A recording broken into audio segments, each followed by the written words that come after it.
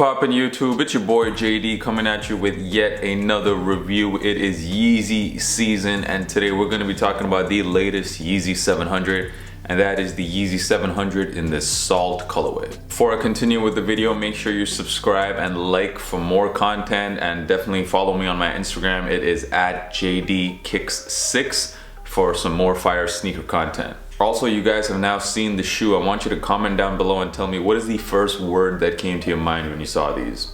This particular colorway was surprisingly limited. I believe in the entire EU there was less than 7,000 pairs available, and the same with the US on the Adidas website, which is way less than they normally do. I guess Adidas is trying to build back that hype a little bit. We all know Yeezy hype has been kind of dying, especially the previous colorway, the what was that colorway called? The Mauve, I think. That colorway, I mean, I even saw it go on sale on so many websites here in the EU, and like a Yeezy going on sale was just unheard of. So I guess for that reason, Adidas is now trying to boost back the hype a little bit, no pun intended. And yeah, that's why maybe stock numbers were so limited on this colorway. So this is the first pair of Yeezy 700s that I've ever owned, and I know I'm a little bit late to this party.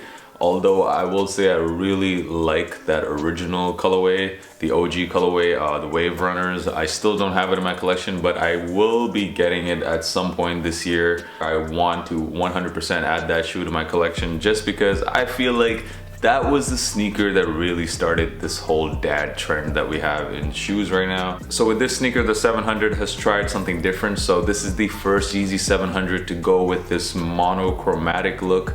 Basically just one color on every single panel of the shoe except the black on the outsole. If you are a person who really liked this silhouette but just was not a fan of crazy colors, then this sneaker is just absolutely perfect for you. Me, however, I will say when I first opened this shoe out the box, I just felt like it was missing something, and what it was missing was those crazy colors. What I liked so much about the OG pair was the fact that it was just so crazy looking. There was so many colors on that. There was blue, white, gray, navy, orange, neon laces. Like, it was just such a crazy color, and I just think this Salt colorway just doesn't do this shoe justice. There's just so many panels on this shoe where you can explore with different colorways.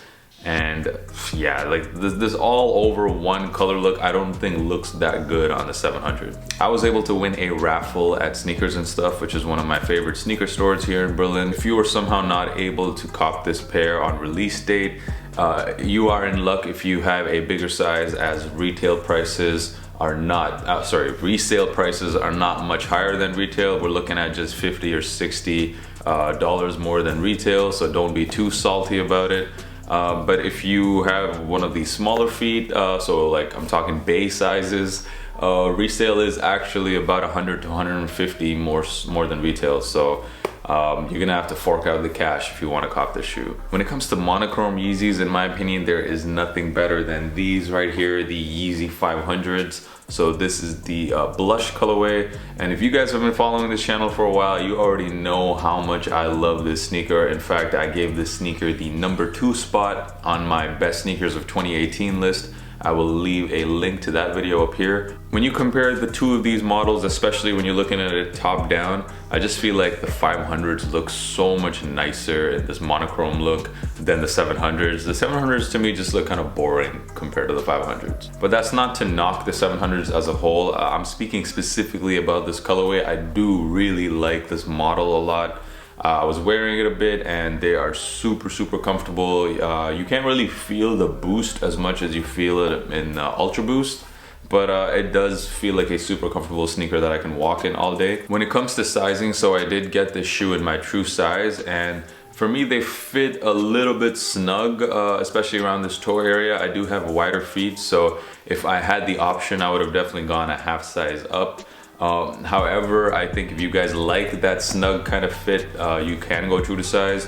Just to give you a reference point of how I fit in other Yeezys, in the 350 V2s, I always go a half size up. However, in the 500s, I go true to size. So overall, I'm not really sure if I'm gonna be keeping these. I'll probably get rid of these and cop the Inertias instead, but I did want to get this video out for you guys so you guys can make an informed decision about whether to buy this or not. once again, this is just my opinion. If, like I said from the beginning, if you love this silhouette and you weren't a fan of crazy colors, this is just absolutely perfect for you. So thank you guys so much for watching this video. As I said in the beginning, hit that thumbs up and subscribe for more content.